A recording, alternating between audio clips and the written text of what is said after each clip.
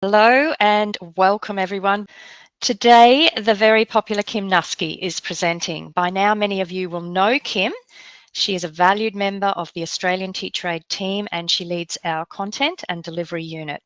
Kim is passionate about inclusive education. She has 10 plus years teaching experience, and during that time, she's taught a range of year groups and held various leadership roles, including head of inclusion at a P-12 school. Kim completed a master's degree with a specialisation in special education after recognising that her bachelor degree in education did not quite equip her with enough tools to teach the full bell curve of students in her classes. Kim joined the team at ATA at the beginning of 2024 and is passionate about empowering educators, both teacher aides and teachers, to feel confident in being inclusive educators. Kim was a key contributor to the development and launch of the Australian Teaching Assistant Professional Standards, and she has created many supporting resources since, including the ATAP's facilitator training to help school leaders implement the standards framework into their school's performance and professional growth framework. Welcome, Kim, and over to you. Thank you so much, Mandy. So today we are going to explore some key flags to observe in students, and those flags are directly linked back to that scaffolding support that we explored in the previous feedback webinar. So if you were there for that one, you will be already aware of that framework. So we're going to use that same language. We are going to also identify what we need to share and what's important to share with teachers, and we want to be able to give our teachers effective feedback. So they sort of link together there. We will also learn how to record the core elements of our support, and I've also made for you a sample template for recording as well. Now, if you've downloaded the worksheet, you'll notice there's a QR code there. So if you scan that, you can get a jump start on that freebie. For everybody else, I'll tell you at the end of our webinar where to find it, because we hope that you get good use out of that. Now, feedback is one of the most important things as a teacher that I can do for a student. So John Hattie, who is one of the sort of really big research names in education, has said that teacher feedback is one of the most important factors in supporting student achievement. So I know as a teacher, what I say to students is really, really valuable. So if I'm intentional with what I say and the feedback I give to students, I can have a larger impact on their achievement and what they learn. So as my teaching assistant, you are my extra set of eyes, you are my extra set of ears to know what's going on with that student, because as you know, you all work in busy classrooms. The teacher can only stretch themselves so far, and you being in the room, you will notice things that as a teacher we don't get to see. So what you see is really important. Now, the information that you share with the teacher about how a student approaches their learning, how they progress through the mini goals of a lesson, is absolutely invaluable for the teacher's knowledge. So teachers then use what you share to help inform the feedback that we give to students. And most classrooms have a really large ratio, as I said. So those extra set of eyes and ears observing students to just take note of who is problem solving independently, who is getting this task done and is able to problem solve on their own, and who needs help problem solving some of the smaller tasks in the lesson. So everything that you do is invaluable, and what you notice is invaluable. Now, you're probably thinking, hang on, Kim, what you're saying is that everything I do is important.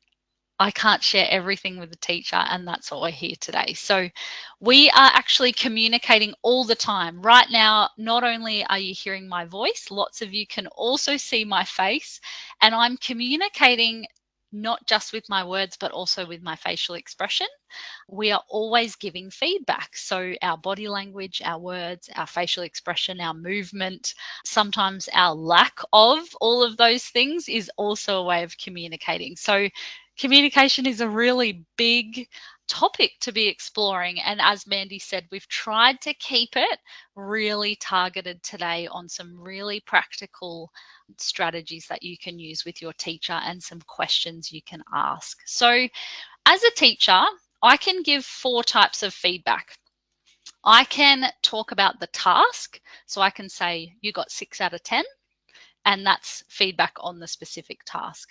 I could talk about the process that a student's been through. So you have 4 steps done, you've got 2 more things to complete. Okay, that's to do with process. I could comment on their self-regulation. I could say, check back to the to-do list on the board.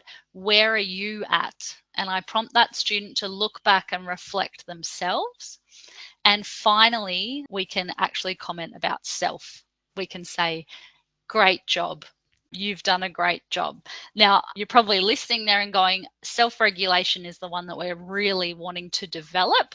All the others have a place and a time to absolutely give feedback, but the one that we want to be really intentional about is the self-regulation. We want to be building independence in students and building that capacity for them to self-regulate and problem solve their way through tasks. So that is what we are going to explore today. Now, to get your brains thinking about feedback, and if you currently do this with your teacher, there was a great list of questions in a book called The Teaching Assistant's Guide to Effective Interaction.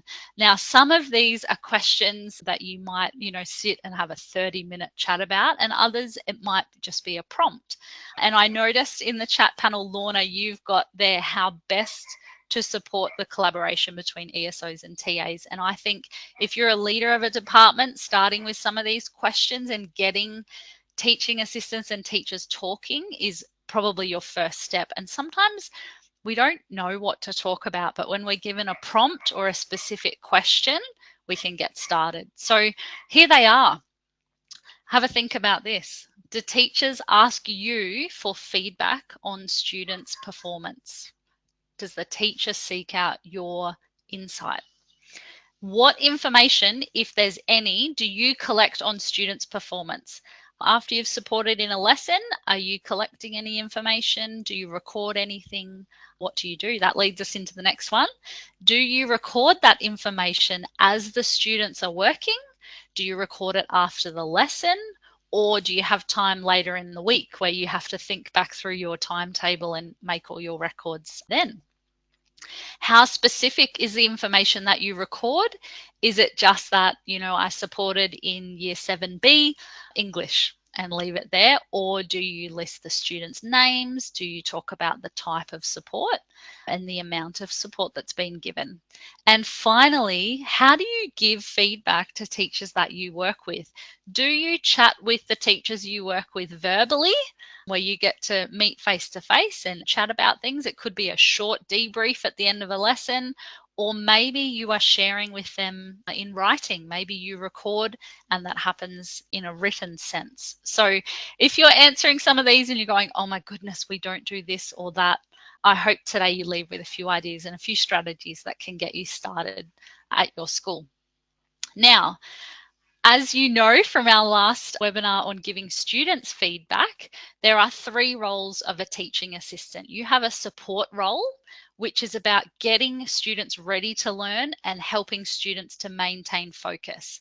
Now, when you do that, that's important to us as teachers. We want to know which students need that prompting to get on task. We already know about it, but it's always good to just let us know if you notice students that are needing support to focus in. But it's not our top priority, right? Focusing is good. And when you're not in the room, we really feel it because it's back on us as teachers to get students focused. So we really appreciate your support role that you play. Then we go into the repair role. This is where we might be coaching a student and reminding them that it's okay to have a go. It's okay to make mistakes. Mistakes are a healthy part of learning. This is where we use that word yet. When kids say, I can't do something, you can't do it yet. I'm here to help you. And you are their cheerleader, basically. Now, when you are cheering a student on, when you're supporting them in that repair role, we as teachers absolutely want to hear that. And we think it's important, but it's not our top priority. And you've probably worked out by the big yellow star there, the scaffolder role. What you are doing as a scaffolder is the most important thing we want to hear as a teacher. We want to know what level of support that student needed in order to achieve in that task that we've set. So you are helping students to think about what learning strategy they might be using. And I'll show you the scaffolding framework. If this is new to you, I'll very briefly go over it. And we also are focusing on that student becoming autonomous and independent. Now, you all work with very different students, so you will know that some students, their independence is capped because it may be a physical disability or something's going on for them. And so independence for them looks a little bit different to, say, a student with no diagnosis, and maybe we're just helping them through. So independent is individual for each student, but we always want to be looking at how can I help this student take one step further in being independent in their learning. All right.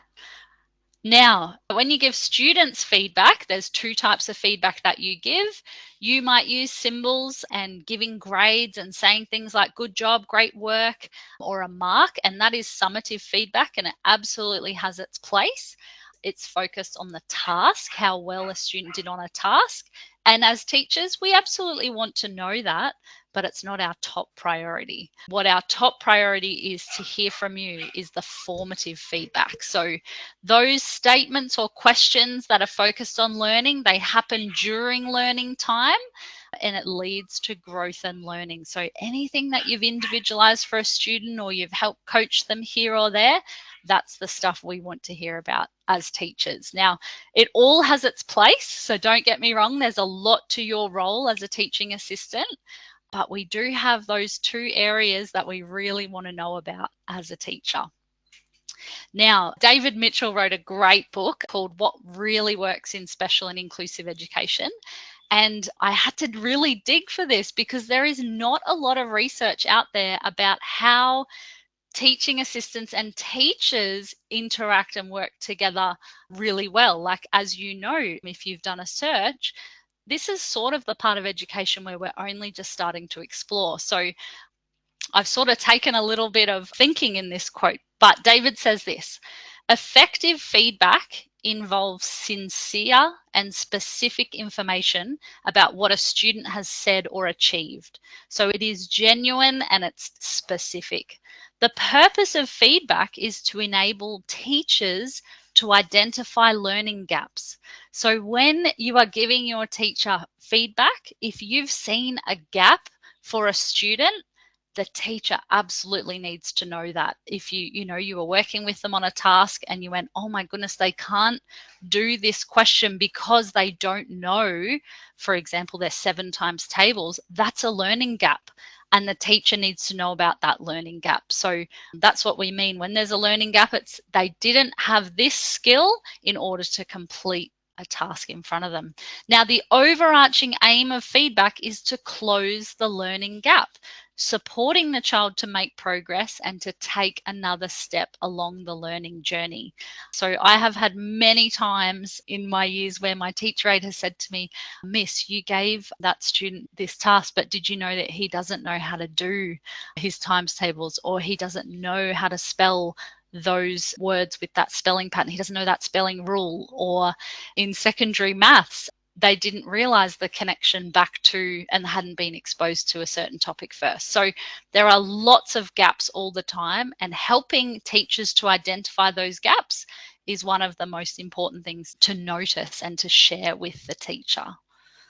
All right, you can ask yourself a few things here.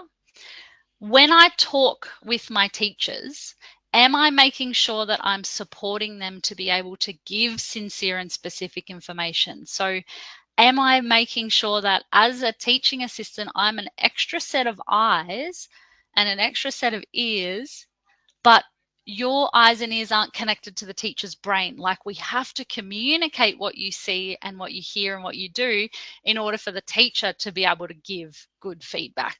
I'm hoping that's making sense. We need that communication connection because as a teacher, my eyes and ears are already connected to my brain and the information goes straight in. Whereas when I've got someone in the room, we have to be able to communicate so that as a teacher, I can give sincere and specific feedback. All right. Here's another thing you can ask yourself. Am I helping teachers to identify learning gaps? Do I let the teacher know when I notice that a student doesn't know something, or if I notice that a student's unable to problem solve, if they're stuck? Do I let them know what they were stuck with? Am I supporting the teacher to support the student to take the next step? So if the teacher doesn't know that a student has a learning gap, how can the teacher help that kid to take the next step? So you're looking for anything that you might notice as a learning gap. So as you work so closely with students, you have the best position in the class to notice these things. You have eyes and ears for specific students in the class. You are an extension of the teacher. And so just make sure you pass on what you observe. And now you're probably thinking, Kim, that's fine, but how do we do that? We're getting to that, I promise. All right. Another good quote that I found in the Teaching Assistant's Guide to Effective Interaction: your role as a teaching assistant is highly valuable because you are present at the time of the success and the struggle. You can observe how students manage their own learning, what you did to help, at which points and in what ways you made your intervention, how they responded. Now, I want to circle back. You are present at the time of success and struggle. Now, as a teacher, I'm going to let you in a little bit here. Sometimes we give out a task to students in the form of a worksheet or a workbook, or it could be, on a laptop. We get students to do something and then they submit it back to us. Now, as a teacher, all I've got as my evidence to make a judgment is what they've written in front on that page, right? I don't know what they struggled with. I can guess. If they got it wrong, I make a pretty educated guess that, okay, they got this wrong, so they must be struggling in this area.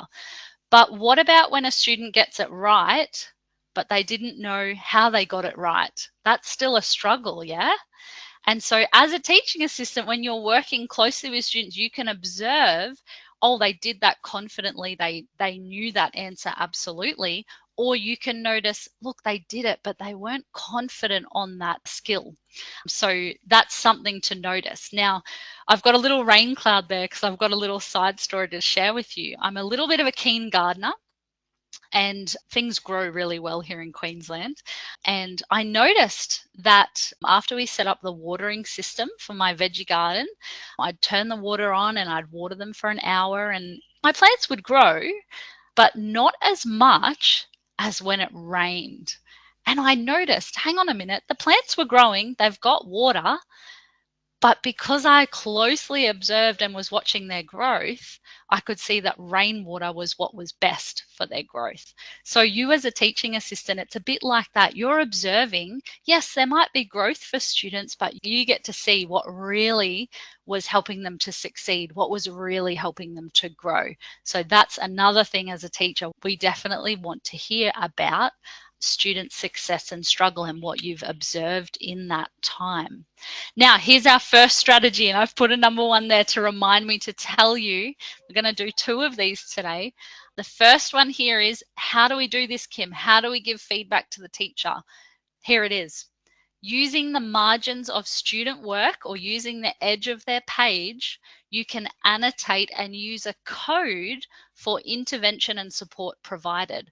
The annotations are like a code for the teacher to see the learning journey, lots of prompts and clues at the start, and then a shift to self-scaffolding by the end of the task. A reflective teacher will realize that in the next lesson, the mini goals of the task need to be broken down further, or supports need to be put in place. Now, you might be thinking, what do you mean, Kim? Putting a code in is too complicated. Well, this is where we're going to circle back to our scaffolding framework. So if you saw our webinar on giving students effective feedback, we introduced this scaffolding framework.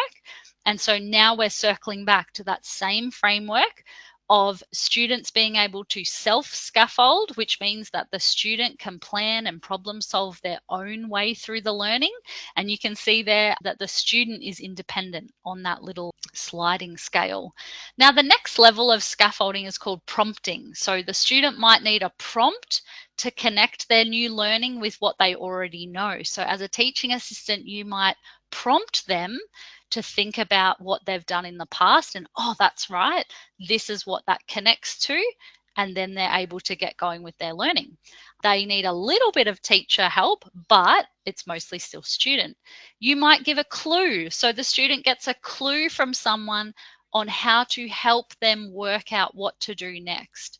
You might say, well, look, my clue would be to go back and check yesterday's notes, especially the last paragraph. Or it could be, my clue would be to look at the example the teacher's done. And we're really giving clues to circle that student back to a strategy that worked. So that's another scaffolding step up. So you can see there it's in between student independence and teacher dependence. Now, modeling is the next level of scaffolding, and it's where the student actually needs to watch how to do something. So the teaching assistant takes the lead, or the teacher takes the lead on modeling it. The student is watching it, and then the student has a go while the teacher watches closely. So that's more of a one-to-one interaction or a small group. And finally there, correcting. This is where the student is simply told the answer. So there's no student independence there. It's fully teacher-led. So we want to avoid correcting. Now, we're going to turn this framework into our new code system. So we're going to use an S for scaffolding, for self-scaffolding. We're going to use a P if a prompt was given. We're going to use a C if a clue was given, an M for if we modeled something to a student, and finally there, I've put T that means told by an adult, because otherwise we'd have two C's. And in my classes, I always put a T if the teacher helped to specifically do this for a student. Like the student didn't do it on their own, the teacher did this part. So there's a little bit of my flavor in the code here. So you could talk with your teachers about using this code on the side of students' work. You could put a little P if you gave a prompt for that part of the task. You could put an M for modeled. You could put a T if you had to correct and just tell them the answer. And as the teacher then reviews the work of the whole class, they can start to see some patterns emerging for the feedback that they're being given. Now, the code system sort of means that you don't have to stop and talk to the teacher. The teacher understands the same code, which means you've obviously need to have a conversation about using this code.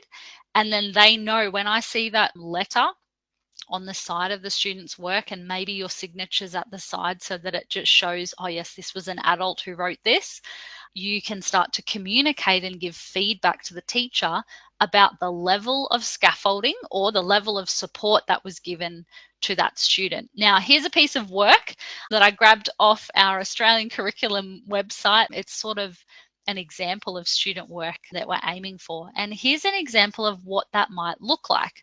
I might have put an M on the side of their work to show that that first paragraph I needed to model to the student. So I did it, they watched, then they did it. But that little M tells the teacher, oh, okay, they needed some modeling there. Then when they got to the picture part of it, they only needed a clue. Okay, I'm going to give you a clue. Remember, when we do a sketch, we start with an outline. Oh, that's right. And they've got their clue and they're right to go then. You can see P, they were prompted, and it may have been that the task was make sure you've got an illustration to match your final paragraph or whatever the task is, but the P means I've given a prompt. And the S at the bottom shows the teacher that the student did this last part on their own. They self-scaffolded. I watched them. I saw, yes, they did it on their own. It was done, by problem solving themselves. They didn't need anything else. So that's one way that you can give teachers feedback, is to use a code. And I would suggest that using the scaffold framework, it shows the teacher exactly what type of support was given. And it means you also don't have to write too much. There's only 5 letters and you can just pop those down the side.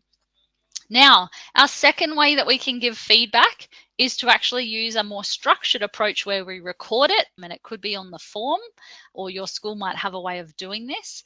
But in the book called Brilliant Teaching Assistant, it says that you should always give feedback to teachers about your work with students. So there shouldn't ever be a time where the teacher goes, "Oh, I don't actually know what you did with them today." And I know as a teacher myself, sometimes kids would leave my room to go off for reading support, and I'd think, I don't know what's happening in their support, little groups.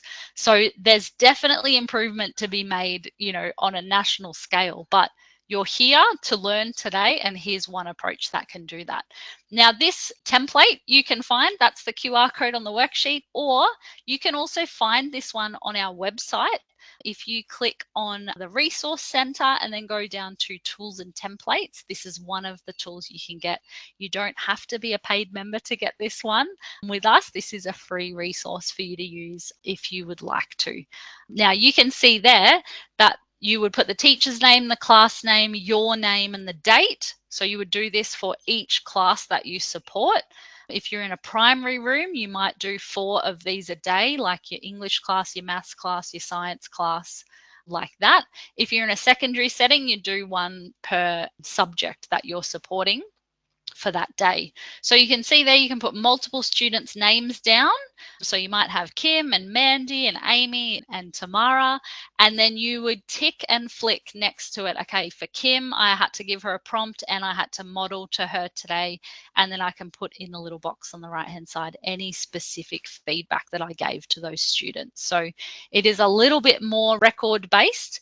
And for those of you who have anything to do with NCCD, this could also be evidence that you collect to show that support has been put in place. All right. Now, if you were also here for part 1, you will remember that we had 4 examples of learning tasks. Now, I wanted to just briefly tell you about these because there are times when a code system where we actually write on student work lends itself beautifully, and there are times when you can't use a code, and so you've got to communicate with the teacher in a different way. So it's not the type of thing where you can pick one or the other. It's the type of thing you go, okay, what type of feedback do I give to the teacher based on the task that's been set? So let's have a look. In the lower primary school, we have got a task here where students are going to listen to a story, and then they're going to draw a picture of the main character and write 1 sentence. Now, this task lends itself beautifully to our code system. I could put that for the drawing, I only had to give them a prompt. So P for prompt on the side there. And down the bottom where there was a sentence, I'm going to put M because I had to model to the student how to write that sentence. So the teacher will see, okay, the student's done the task, but they've actually got extra feedback on the side to know, oh, this student required modeling to complete this task. If they saw an S, they would go, oh, this student was able to write that sentence all on their own. And that gives information too. Now, as a teacher, if we're doing this, teacher and teacher aide are both using the code system, at the end, I'm glancing at my whole class and I'm going, okay, the task that I planned, was it in the student's zone of proximal development? Was it in that sweet spot where the learning was just hard enough, but just easy enough, right? They could do it on their own with a little bit of support. If the whole class needed modeling on how to do the sentence, at the end of that lesson, I would go, okay, we need to spend some time back on sentence structure. So that feedback that you give not only helps that individual student, but you're helping the teacher to see patterns in the class as well. Now, let's have a look at upper primary. The students have been asked to play a multiplication game in pairs, and they're using flashcards. So it's a very hands-on lesson. You can't write code for this lesson, right? But what you can do is have a look around the room. Okay, who is self-scaffolding? Sweet, they're fine on their own. I'm just going to look for the students that might need a prompt or a clue, or they need it modeled to them how to work out times tables that they're doing. So for that one, I might use the record sheet. I might just put down, these are the 4 kids I worked with today that needed prompting or cluing. You may have helped 15 kids, but only the 4 or 5 needed the model or the cluing to do that. Now, quick side story, and I'm checking the time, we do have time. I was in a grade 5 class last week and I handed out their maths revision and I said, all right, guys, this is revision. So, you obviously have been taught this content, so go for it. And I noticed the teacher aide in the room went straight to the 3 students at the front. So I thought, okay, great. She knows, what she's doing to support here. And I started roaming the room. And I very quickly noticed that the same problems that the kids up the front were working on and getting a lot of support with being modeled to them, everybody needed it modeled to them. So that feedback to the teacher to go, okay, it's not just these students that needed this support.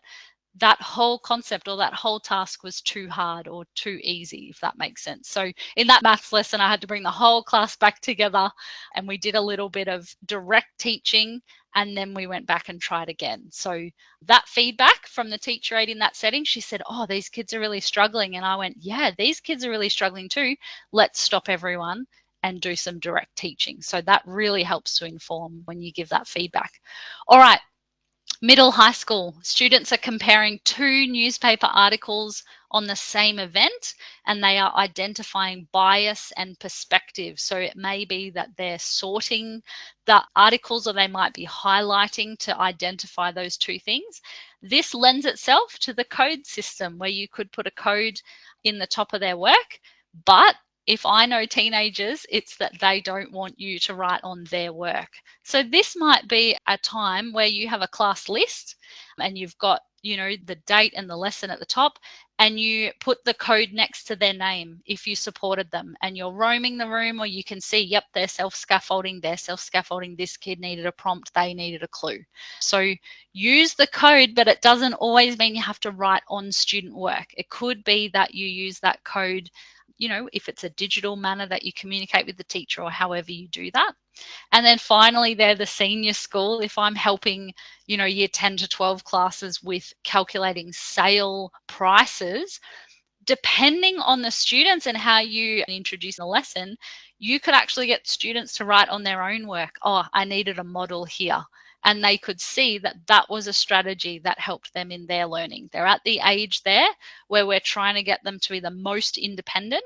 And so they also could be taught this same framework. Miss, can I please have a clue? Yes, you can. Just write clue next to that question and I'll give you a clue. And so again, use the code system if it works for the task and if you've talked to the teacher about it. But if a record keeping system where you use the same code and you record sort of externally from student work, that's fine too. All right, here's a few practical questions that you can use to get feedback started with your teacher. So you could ask your teacher, what do you, the teacher, need to know about student learning? And I really hope your teachers know what they need to know. Some teachers will say, oh, I just want to know who's doing well and who's not doing well. And you could go, oh, well, I saw this webinar. Do you think we could use the scaffolding framework? And the teacher might go, oh, yeah, I do want to know who's given a prompt and a model and a clue. So you could share that with them. You could ask them, what do the students need to know about their learning? Do you want me to give them feedback? Do you want me to affirm them when they're doing well, or do you want it to be focused on problem solving? And again, you could say, we could use this framework.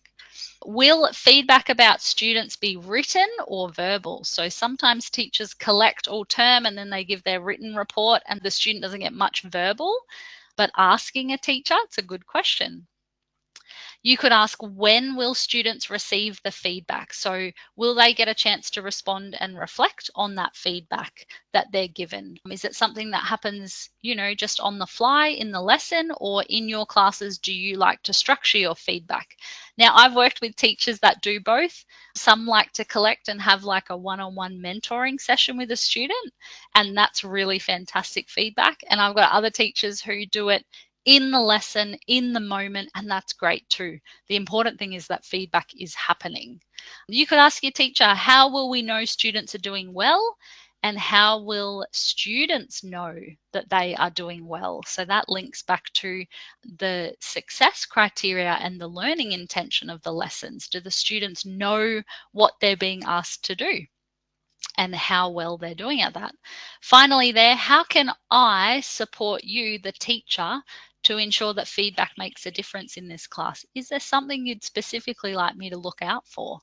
And finally, how can I support you, the teacher, to adjust feedback for any specific needs in this class? So sometimes feedback is not given face to face with a student. I've had a student where my feedback was always written digitally, and he could have a look at that, and then we would chat about it once he'd had a moment to process. And that's okay too, as long as feedback's happening, right? So I would let my teacher aide know, and in that setting, she also had access to that Google document that we would put feedback there about what we noticed you problem solved today and what you did really well. So that's something that you could ask your teacher to get a conversation started. All right, let's recap. We have been through the key things to look for, the key flags, using that scaffolding framework to observe in students. So you are watching out for if you have provided a prompt, a clue, a model, or if they're self-scaffolding, those are the key flags that you're looking for to then share with the teacher. Now, that is what's important. We're sharing what's important with the teacher. Everything you do to support students is important, but especially that scaffolding support that you give and the formative feedback, those are the really important things that we want to hear about as teachers. We know that we can give teachers effective feedback by using a code system, or we could use that record sheet that again uses the same code system.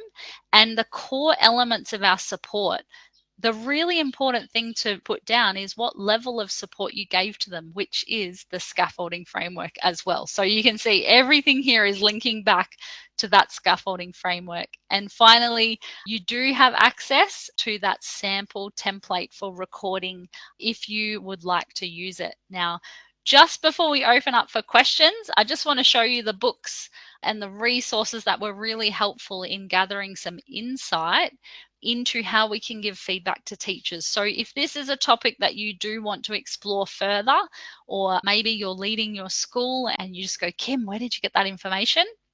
These are the 4 books that I used. And then you can also look at our tools and templates on our website for that template to record. But if you have a question, I'll invite Amy to join us now too. We'll have a look at any questions that you might have. Thank you for that, Kim. That was great. Lots and lots of really great tips and strategies there for us all to use. And yeah, keeping that communication open with the teachers is really helpful. What would you say that we could do if you find that the teacher isn't very receptive to the feedback or to receiving feedback? How would you approach that? Would you maybe try and approach somebody else or just keep trying with this teacher? Yeah, so I absolutely know what you mean. Sometimes I describe them as porcupine teachers. They're soft when you get through the prickles, right? So for me, that's relationship building. It's a professional relationship that needs to be established.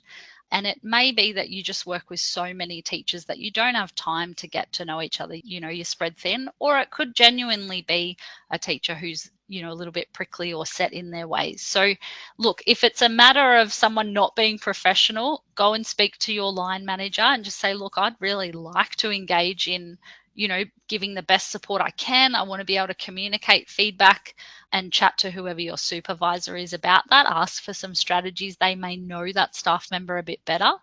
But, I would see it as a bit of a challenge to say, oh, let's build this relationship, because I know that I can really be here to help you. So keep in mind that this idea of teaching assistants being professionals in their own sense, this is a real barrier that nationally we're sort of coming up against. And it's a culture and, it's a way of doing things that teachers go, oh, so the teacher aide in the classroom, I'm allowed to ask them to look out for things. Like, I'm not really sure what to do with them. So we're also coming up against that as well. So if you're showing that you're willing by saying, hey, I'd love to help you collect information, in this class, would you like me to use this scaffolding framework? Maybe that's a way of broaching it. But yeah, I know what you mean, that sometimes there's just prickly people that can be a little bit tough. So yeah, it's either a professional conversation that's sort of out of your zone, or it's relationship building, I think. Thank you. Good advice. If a teacher aide was working with a student across a number of different subjects, and one particular teacher has obviously asked them to do some feedback, would you say that it was appropriate or important for that teacher aide to maybe give that feedback to teachers of other subjects? For example, if you happen to know that a student is really struggling to read some questions in English, should that be passed on to their HAS teacher where that struggle may continue?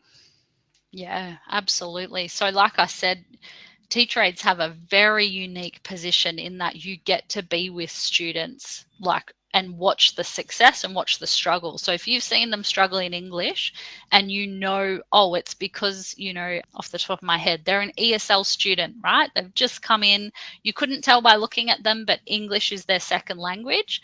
And then off we go to geography, and you can see the teachers like, what's going on with this kid? Why aren't they? Then absolutely, as a teaching assistant, let the teacher know, hi, just making you aware, I've noticed this in the English lesson that I supported. So this could be a barrier or a gap in their learning. And sort of phrase it, I've noticed this gap in their learning when I've worked with them. And then, the teacher might have an idea on, oh, okay, let's do this to address it.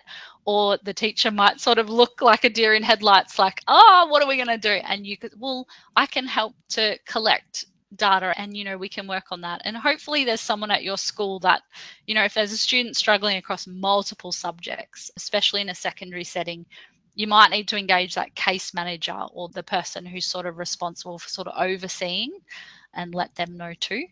But yeah, absolutely. You're a set of eyes and ears that are so, so valuable. I know I would want to know, just to be aware, oh, okay, if this is a learning gap for you, oh, okay, I can help address that, and we can come at it from an English and a geography point of view. So yeah, thank you. So we've had a couple of questions in about talking about this feedback, asking which feedback would be the most useful, whether it's data or anecdotal. So that will come back to that conversation that you were talking about as well, so that we can work out what's going to be most useful to the teachers.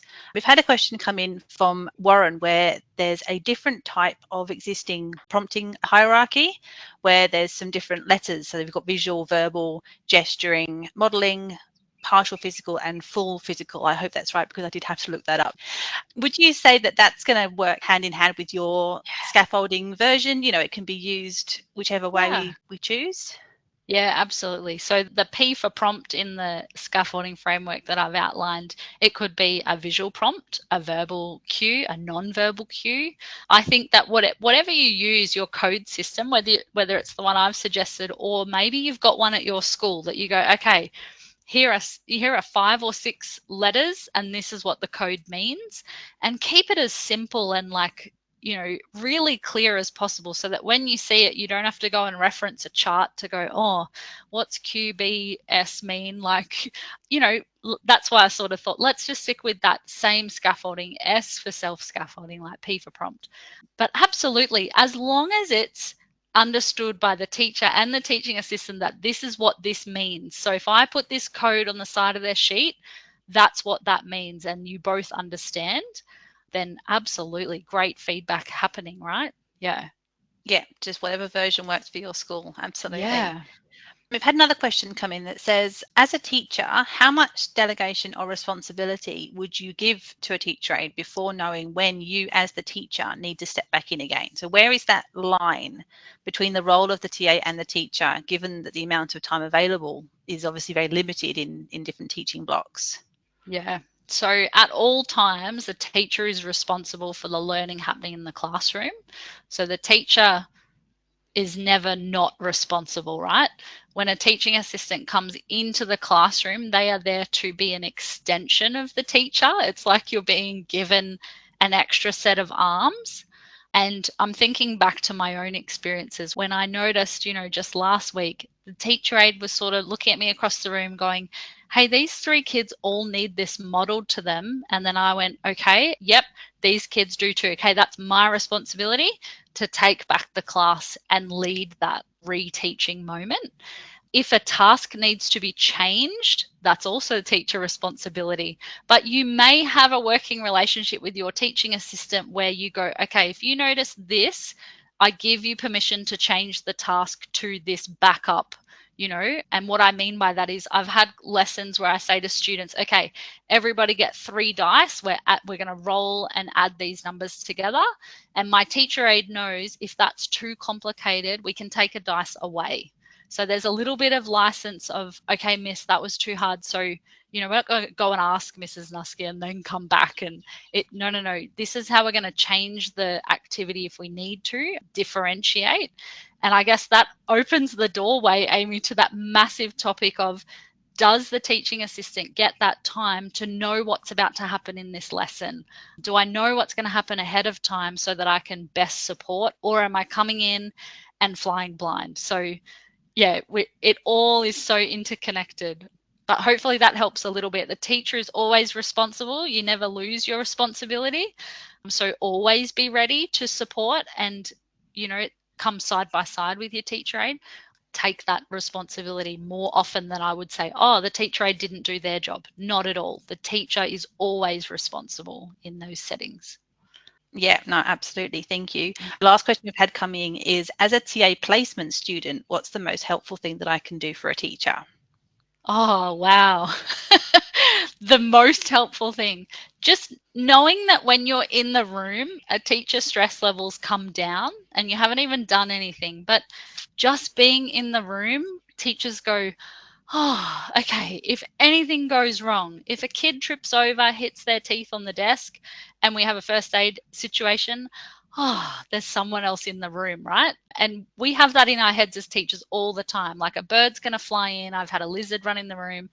But when there's a second adult in the room, I'm like, okay, we're going to be okay, right? So just knowing when you're in the room, that's helpful. If you can look for things to be helpful, if you can see the teacher's like, okay, I'm going to hand out your worksheets, and she's sort of looking for those, like, be proactive and go, oh, here they are, miss. Like, is there anything I can copy for you? Or, would you like me to roam around the students? Or if the teacher doesn't give you any instructions, roam around the classroom and interact with students. Like, do it in a way that you are always showing that number one, respect the teacher first. So if the teacher's trying to talk, you're not talking with a student at the same time. Like, yep, the teacher wants everyone's attention, so let's pause, everybody listening.